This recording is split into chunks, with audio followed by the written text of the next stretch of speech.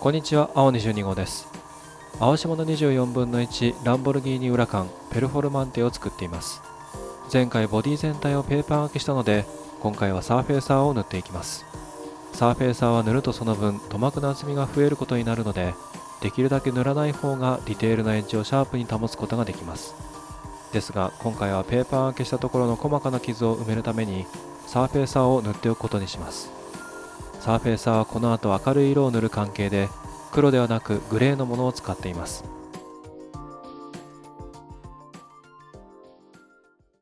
シャシーをマスキングしていきます。前回グレーのサーフェーサーを塗ってその後中央部分をタンで塗装しましたが、次はシルバーを塗っていきます。というわけでタンで残すところをマスキングしていきます。マスキングの方法はいつもと同様に細切りにしたマスキングテープを先に輪郭として貼っていき、それ以外の部分は適当にテープで埋めていきます。輪郭の部分となるところは多少デコボコしているので竹串でしっかりと押さえておきます。またテープのテンションにも注意します。ピンと張ったテンションが強い状態で貼ると竹串で押さえた時は密着したように見えてもテンションの力で後で浮いてくることがあるからです。マスキングが終わったらシルバーを塗っていきます。シャシー底面のシルバーで塗る部分だけでなく、シャシーから伸びるサスアームも塗っておきます。サスアームは筆塗りで塗ってもいいかもしれませんが、せっかくシルバーを塗るのでついでに塗っておくことにします。説明書ではクレオスの8番シルバーを塗ることになっていますが、タミヤビンラッカーのフラットアルミを使っています。ここはこの後さらにマスキングして最後に艶消しの黒を塗っていくことになります。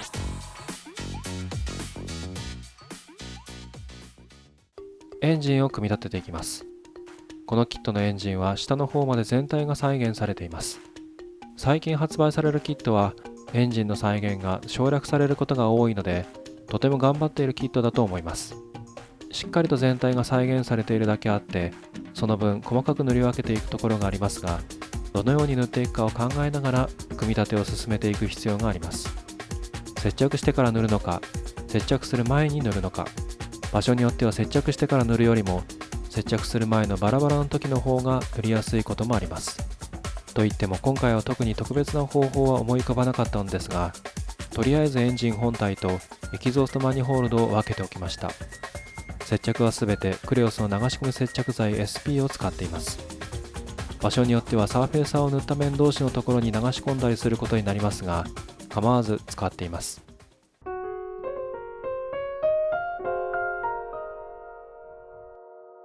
というわけでエンジンをセミグロスブラックで塗っていきます。説明書では艶消し黒で塗るところをタミヤビンラッカーのセミグロスブラックで塗っていきます。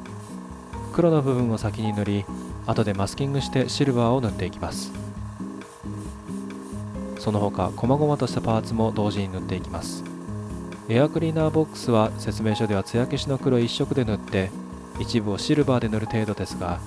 実写ではエアクリーナー本体はノーマルとは違うペルフォルマンテ独自の色になっているので、それを再現していく予定です。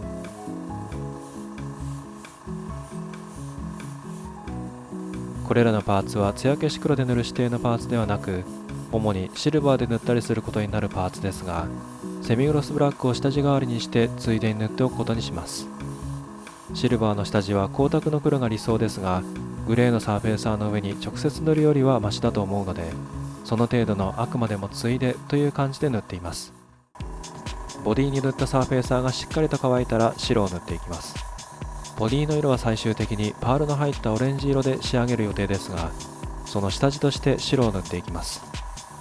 手っ取り早く白くしたいならガイアノーツのアルティメットホワイトが早道ですが、塗膜が厚くなりがちという難点があります。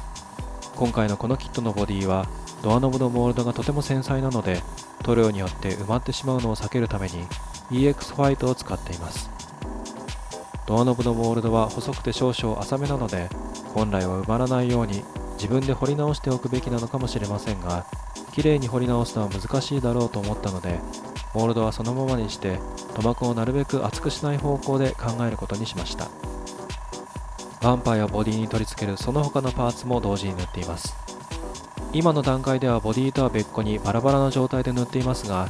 もう少し塗装の段階が進むと色の調子を整えるために一体にした状態で塗っていくことになります。ですが今の段階では塗りやすさを優先してバラバラに塗っています。ブレーキのローター部分をタミヤビンラッカーのメタリックグレーで塗っていきます。説明書ではシルバーと黒を混ぜた色で塗るということになっていますが、要するにカーボンセラミックの色を再現しようとしています。タミヤのメタリックグレーはなんとなくそれっぽい色だと思ったので代用して塗っています。シルバーと黒を混ぜて塗るのがなんとなくめんどくさかったからというのもないわけではないのですが、ここはこの後マスキングしてキャリパーの部分を黒で塗っていく予定です。